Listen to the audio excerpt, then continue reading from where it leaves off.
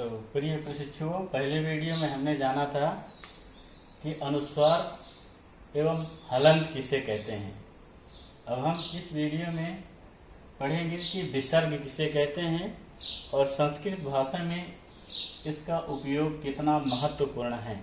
यह विसर्ग केवल संस्कृत भाषा में ही नहीं प्रयुक्त होता, हिंदी के भी बहुत सारे ऐसे शब्द होते हैं जिसमें इस चिन्ह का बहुतायत में प्रयोग किया जाता है। तो विसर्ग वह चिन्ह है जो संस्कृत शब्दों के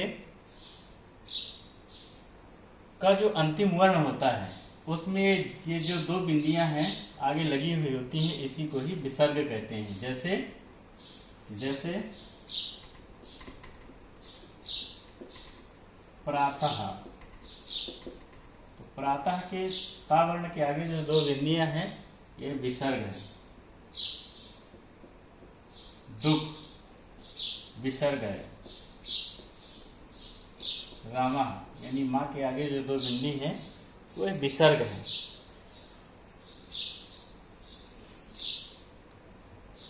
तो ता वर्ण के आगे और दा वर्ण के आगे, माँ वर्ण के आगे ये जो छोटे से दो बिंदु लगे हुए हैं इन्हीं को विसर्ग के नाम से जाना जाता है और ये बिंदु ही विसर्ग का चिन्ह कहलाता है। इस विसर्ग का उच्चारण हा वर्ण की तरह होता है। विसर्ग का उच्चारण हा वर्ण की तरह होता है और हा वर्ण का उच्चारण स्थान क्या है? कंठ है, यानी एक कंठ ध्वनि है। तो इस प्रकार से इस विसर्ग का भी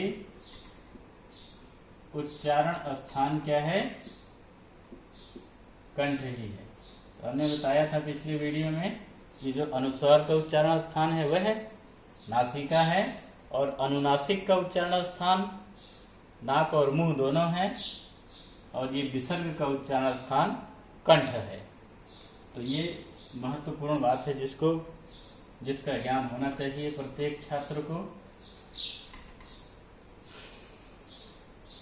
अब संस्कृत में विसर्ग से युक्त अधिकांश शब्द, ध्यान देने वाली बात यह है कि संस्कृत में विसर्ग से युक्त अधिकांश शब्द प्रायः पुल्लिंग शब्द होते हैं।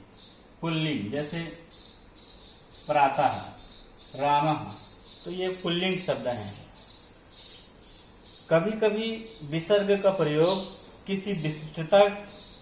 किसी बात में विशिष्टता लाने के लिए भी किया जाता है, या जब कोई शीर्षक होता है और शीर्षक को रोचक बनाने के लिए भी इस विसर्ग का प्रयोग किया जाता है। जैसे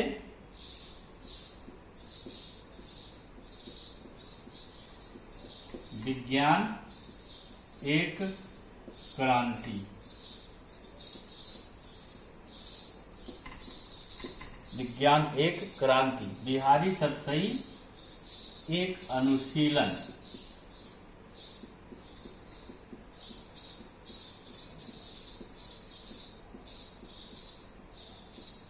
एक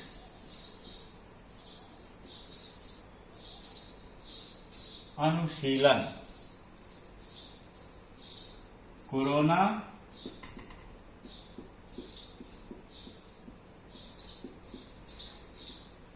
एक विनाशक महामारी। तो जैसे हम कोरोना शब्द पढ़ते हैं, क्योंकि हम इसके बारे में अच्छे से जान चुके हैं तो रोंगटे खड़े हो जाते हैं। तो ये शब्दों में विशेषता लाने के लिए भी इस विसर्ग चिन्ह का प्रयोग किया जाता है। तो इस प्रकार से हमने अनुस्वार, हलंत और विसर्ग इन तीनों चिन्हों के बारे में, ध्वनियों के बारे में जाना। अब हम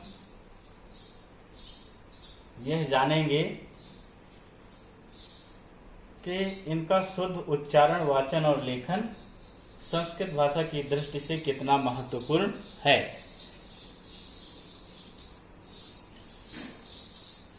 तो अनिवार्य संस्कृत में हमें अनुस्वार, हलंत और विसर्ग का शुद्ध वाचन, उच्चारण और लेखन सीखना सिखाना है। इसलिए इन श्लोकों के माध्यम से काफ़ी कुछ समझा जा सकता है। जैसे कि पहला श्लोक देखिएगा, करिष्यामि नो संगतिम दुर्जनानां, करिष्यामि सत्संगतिम सज्जनानां, धरिष्यामि पादौ सदा सत्य मार्गे, चलिष्यामि नाहं कदाचित् कुमार्गे। इसका हिंदी अर्थ है, करिष्यामि नो नः, करिष्यामि नः संगतिम दुर्जनानां, हमें दुर्जन व्यक्तियों की संगति नहीं करनी चाहिए। करिष्यामि सत्संगतिम सज्जनानां, हमेशा सज्जन व्यक्तियों की ही संगति करूँगा। करिष्यामि का तात्पर्य है करूँगा। धरिष्यामि पादौ सदा सत्य मार्गे, मैं हमेशा अपने पैर सत्य के मार्ग पर धरूँगा, रखूँगा। चलिष्यामि नाहं कदाचित् कुमार्गे, और मैं कदाचित कभी भी कुमार्गे बुरे रास्ते पर नहीं चलूँगा। यहाँ पर देखिए ये शब्द आया है नाहम, इसका विच्छेद किया जाएगा, बनेगा नाधन अहम। अहम मीन्स मैं और ना करता है नहीं। तो संस्कृत में जो संस्कृत का गद्य हो या पद्य हो, जगह जगह पर आपको हलंत, अनुस्वार और विसर्ग देखने को मिलेंगे। इसलिए अनुस्वार हलंत और अनुस्वार हलंत और विसर्ग की सही जानकारी होना बहुत ही जरूरी है।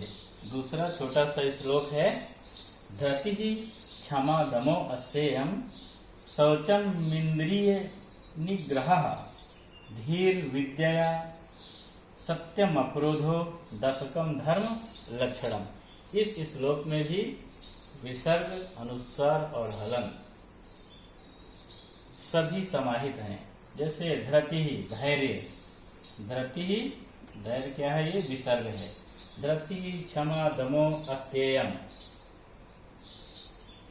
शौचम इंद्रिय निग्रह, इसका विच्छेद किया जाएगा तो बनेगा शौचम धन इंद्रिय निग्रह, इंद्रियों का निग्रह करना, अपने वश में करना।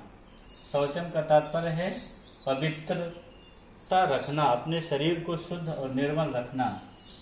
धीर विद्या, धैर्यशाली होना, विद्या से युक्त यानी ज्ञान से युक्त होना, सत्यम सत्य के मार्ग पर चलना, यानी ये पूरा माँ बना हुआ है। जब विग्रह किया जाएगा तो बनेगा सत्यम धन अक्रोधो, अक्रोधो, सत्यम धन अक्रोधो, यानी सत्य के रास्ते पर चलने वाला और कभी क्रोध न करने वाला। ये धर्म के 10 लक्षण कहे गए हैं। दशकम धर्म लक्षणम, कौन कौन से?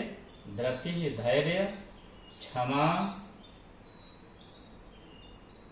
दमो दमन करना, अस्तेयम चोरी न करना, शौचम शारीरिक और मानसिक रूप से शुद्ध रखना, इंद्रियों को अपने काबू में रखना, धैर्यशाली होना और विद्यावान ज्ञानवान होना, सत्य के रास्ते पर चलना, क्रोध रहित होना आदि ये धर्म के 10 लक्षण हैं।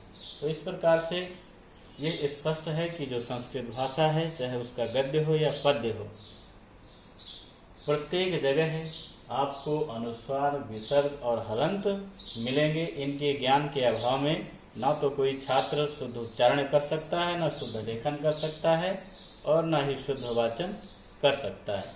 इसलिए छात्रों को अनुस्वार, विसर्ग और हलन की सही जानकारी कराना एक शिक्षक का, प्रशिक्षु का परम कर्तव्य है।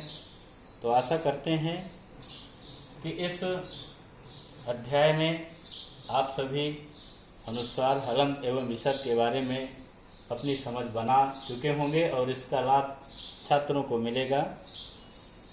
तो सभी को धन्यवाद और पुनः मिलेंगे हम अगले वीडियो के साथ।